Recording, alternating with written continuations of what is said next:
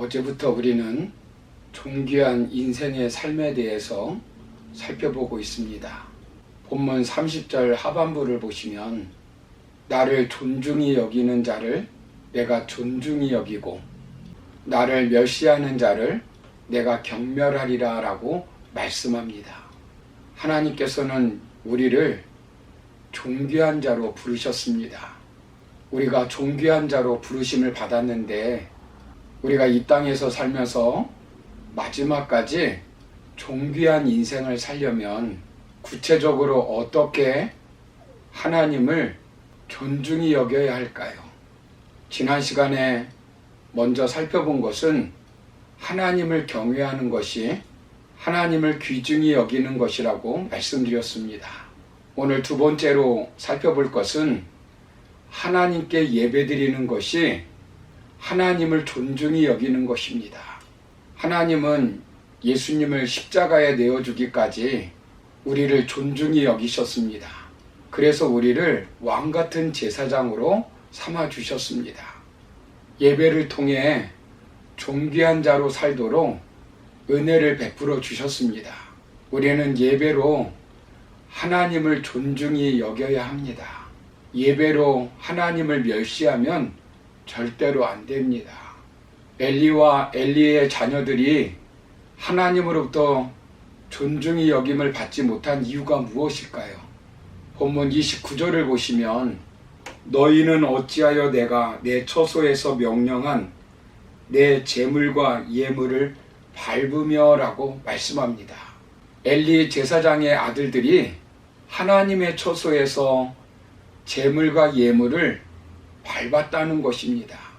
내 백성이 드리는 가장 좋은 것으로 살찌게 하였다고 말씀합니다.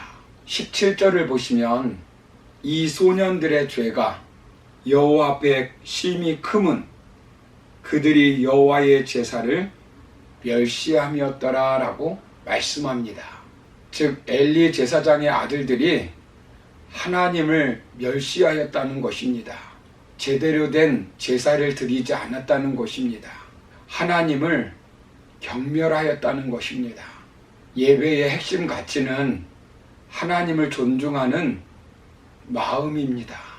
예배는 하나님의 하나님 되심을 인정하는 것입니다. 그리고 예배를 통해서 하나님을 존중히 여기는 것입니다. 그런데 그들은 어떻게 하였습니까? 신성한 제사 제도를 물랑케 하고 다른 사람들을 실족해 합니다. 제물로 자기 배를 채웠습니다. 다른 사람들의 충고를 듣지 않았습니다. 예배가 먹고 마시는 수단이 되어버렸습니다. 세상적인 욕구를 채우는 수단으로 전락되고 말았습니다. 예배를 통해서 하나님께 영광을 돌리는 것이 아니라 예배를 통해서 자신이 영광을 받는 것입니다. 오늘 이 시대의 예배에 대한 위기에 대해서 토저 목사님은 예배인가 쇼인가라고 하는 책에서 이렇게 말씀합니다. 순결한 예배가 쇼 기획 방식으로 기획되고 있다.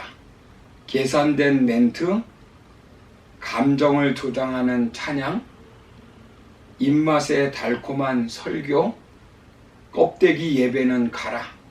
예배가 변질되면 모든 것이 변한다. 일부 예배가 쇼처럼 변해서 예배의 본질과 정신이 흐려졌다는 것입니다. 그래서 예배가 하나님께 드려지는 예배가 아니라 예배가 시장이나 사교장이 되어 자기의 의의를 드러내고 인간 이익의 수단으로 변하고 있습니다. 하나님은 아모스, 호세아, 미가 등의 선지자를 통하여 잘못된 예배에 대해서 회개할 것을 명령하고 있습니다. 예레미야는 예레미야서 7장 4절에서 너희는 이것이 여호와의 성전이라 여호와의 성전이라 여호와의 성전이라 하는 거짓말을 믿지 말라라고까지 말씀하였습니다. 그렇게 하면 존귀함을 잃어버리고 멸시를 받는다는 것입니다. 타락한 제사장들은 우리가 어떻게 하나님을 멸시하였나이까라고 항변합니다. 말라기서에서 말라기 선지자는 제사장들은 만군의 여호와의 제단에 더러운 떡을 드리고 있었으며 여호와의 이름을 멸시하고 옳은 길에서 떠나 많은 사람을 하나님의 말씀에 거스르게 하고 있다고 경고하였습니다. 그렇다면 오늘날 우리가 드리는 예배는 어떻습니까? 하나님을 향한 경배와 경외, 사랑과 존경을 드리는 예배를 드리고 있습니까? 아니면 사람들이 즐기는 예배, 인기 있는 설교가의 이야기를 듣는 것을 좋아하는 시대에 그렇지는 않습니까? 성령의 임재는 없고 사전에 철저히 기획되고 연출되고 인위적인 예배꾼들의 놀이터가 되고 있지는 않습니까? 하나님을 아는 지식, 하나님의 임재와 회개, 거룩과 품위, 질서는 예배보다 거짓된 신비주의와 다양한 볼거리, 재미있는 이야기가 있는 버라이어티 쇼 같은 예배가 인기를 누리고 있지는 않습니까?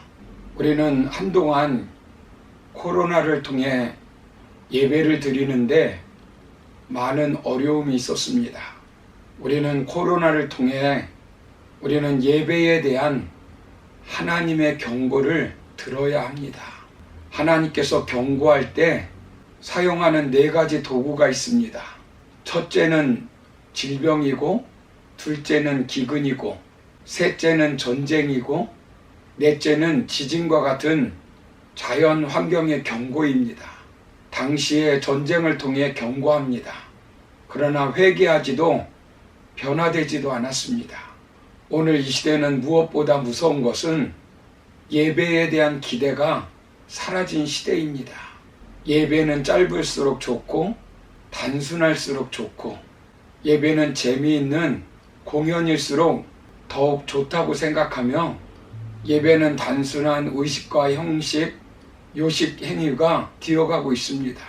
예배 중에 드려지는 신앙 고백, 기도, 찬양, 헌금, 축도 등은 의미 없는 것이고 단지 내게 필요한 설교만 들으면 된다고 생각하고 유튜브를 보는 사람들이 많아졌습니다. 예배 시간은 성삼위 하나님과 인격적으로 만나는 시간입니다. 그런데 만남은 없고 구경만 있는 예배로 변질되고 있습니다. 우리를 초청하신 분도 삼위일체 하나님이시고 우리를 만나주시고 복주시고 위로해주시고 교훈해주시고 용서해주시고 용기와 희망을 주시고 치료해주시고 만져주시는 분이 하나님이십니다. 그래서 우리는 예배를 통해 성삼위 하나님을 만나야 합니다. 사랑하는 성도 여러분, 코로나19 발생하고 확진자 수가 많았을 때 하나님을 믿지 않는 사람들이 교회를 향해서 무엇이라고 말했습니까? 하나님을 경외하지 않는 사람들은 기독교가 예배를 강행하는 이기적인 집단으로 매도한 적이 있습니다. 예배라는 것에 가치를 두지 않았습니다. 하나님을 존중히 여기는 것이 하나님께 예배를 드리는 것입니다. 하나님께 예배를 드리지 않는 것은 하나님을 멸시하고 경멸하는 것입니다. 그런데 세상의 많은 사람들이 하나님께 예배를 드린다고 멸시하고 조롱하고 손가락질을 했습니다. 일부 하나님을 믿는 사람들 중에도 교회가 왜 예배를 드려야 하느냐고 큰 소리를 친 사람들도 있습니다. 예배를 멸시하면 안 됩니다. 역사를 보아도 개인사를 보아도 예배를 멸시하면 존귀하게 대접받지 못합니다. 예배를 멸시하면 인간의 삶은 짐승처럼 변합니다. 하나님을 존중히 여기는 자들은 예배를 귀중히 여기며 예배를 드리는 자들입니다.